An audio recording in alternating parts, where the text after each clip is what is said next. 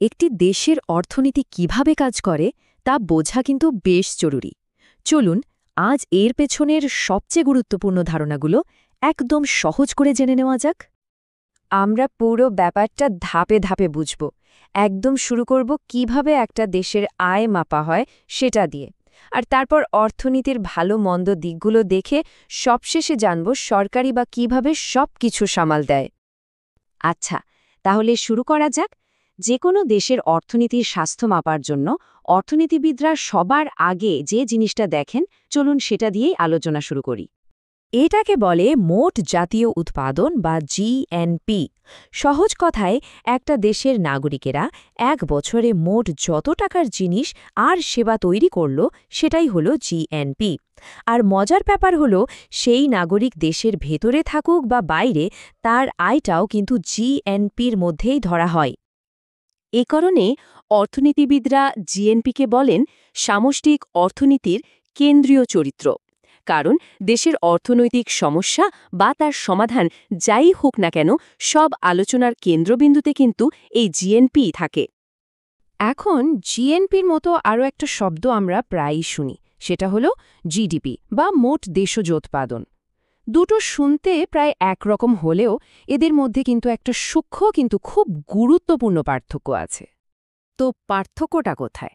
GNP হিসাব করে একটা দেশের নাগরিকেরা কোথায় বসে উৎপাদন করছে সেটা বিষয় না, আর জিডিপি হিসাব করে একটা দেশের ভৌগোলিক সীমানার ভেতরে কারা উৎপাদন করছে, তারা দেশি হোক বা বিদেশি। আর দেখুন, একটা থেকে আরেকটা বের করার একটা সহজ সূত্রও আছে। জিএনপি থেকে আমাদের নাগরিকদের বিদেশি আয় বাদ দিয়ে আবার আমাদের দেশে বিদেশিদের করা আয়ের যোগ করলেই জিডিপি পাওয়া যায়। তো একটা দেশের মোট উৎপাদন কত সেটা তো আমরা জানলাম, কিন্তু শুধু এই সংখ্যাটা জানাই যথেষ্ট নয়। এর সাথে তুলনা করতে হবে দেশটার সর্বোচ্চ কতটা উৎপাদন করার ক্ষমতা ছিল। চলুন এই ব্যাপারটা একটু দেখি। অর্থনীতিতে একটা ধারণা আছে যার নাম অর্জনযোগ্য জিএনপি। মানে হলো, একটা দেশ তার সবটুকু সম্পদ, যেমন কারখানা বা শ্রমিক, সবকিছু যদি একদম নিখুঁতভাবে ব্যবহার করে, তাহলে সর্বোচ্চ যে উৎপাদনটা করতে পারত সেটাই হলো তার অর্জনযোগ্য জিএনপি।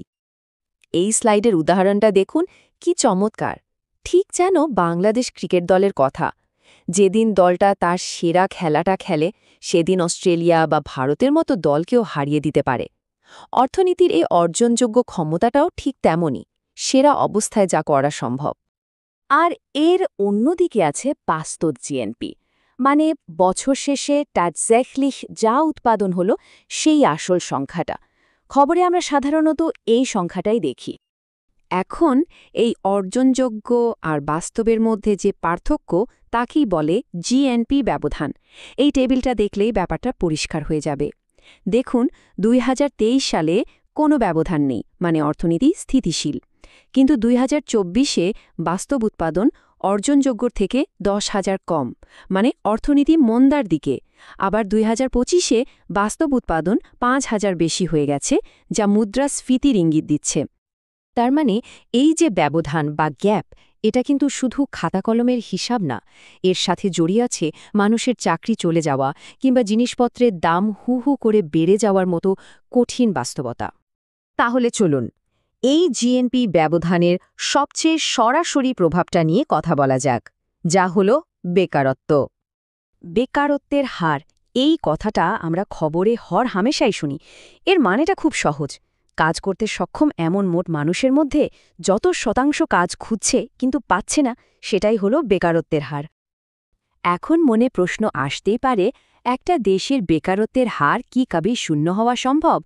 প্রশ্নটা সহজ মনে হলেও উত্তরটা কিন্তু বেশ অবাক করার মতো। অর্থনীতিবিদরা বলেন না, এটা সম্ভব না।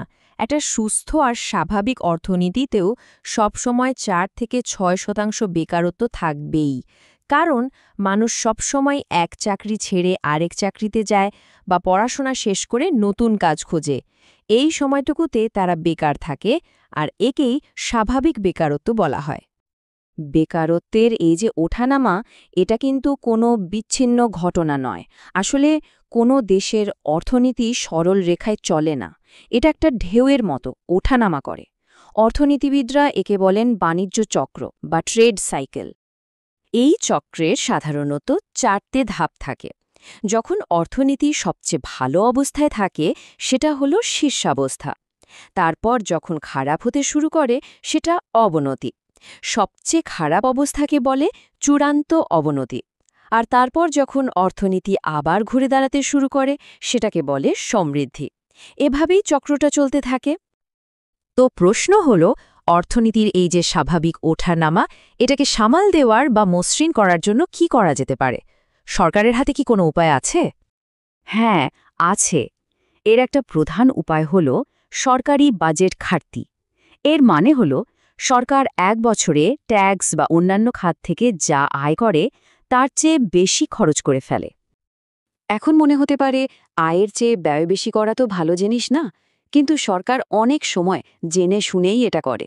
যেমন মন্দার সময় অর্থনীতিকে চাঙ্গা করতে, মানুষের হাতে টাকা দিয়ে চাহিদা বাড়াতে, অথবা রাস্তাঘাট সেতুর মতো বড় বড় অবকাঠামো তৈরি করতে এই ঘাটতি বাজেটের সাহায্য নেওয়া হয়।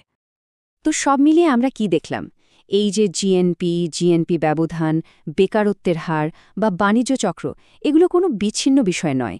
এগুলো হলো অর্থনীতির স্বাস্থ্যের এক একটা সূচক। ঠিক যেমন ডাক্তার রোগীর নাড়ি টিপে স্বাস্থ্য বোঝেন, অর্থনীতিবিদরাও এগুলো দেখে একটা দেশের অবস্থা বোঝার চেষ্টা করেন। তার মানে এই ধারণাগুলো দিয়ে আমরা অর্থনীতির একটা ম্যাপ তো পেলাম, কিন্তু আসল প্রশ্ন হলো এই ম্যাপ দেখে অর্থনীতির জাহাজটাকে সঠিক পথে চালাবে কে? সেই সব নীতি আর সিদ্ধান্তের দায়িত্বই বা কার? এটা একটা বড় প্রশ্ন যা আমাদের আরও গভীরে ভাবতে সাহায্য করে।